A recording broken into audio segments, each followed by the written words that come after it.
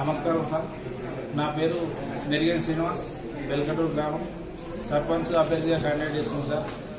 నాకు ఫస్ట్ ఇద్దరు అమ్మాయిలు పుట్టిండ్రు. అమ్మాయిలు పుట్టిన తర్వాత సిర్లింగ్ ఆపరేషన్ అంటే ఫ్యామిలీ ప్యాకింగ్ ఆపరేషన్ చేయించుకున్నా. ఆ తర్వాత నాకు మళ్ళీ 7 సంవత్సరాల తర్వాత బాబు పుట్టడం జరిగింది. నాకు ఏమేమి ఉన్నదంతా నేను నామినేషన్ ఫారంలో దాఖలు చేయడమైంది.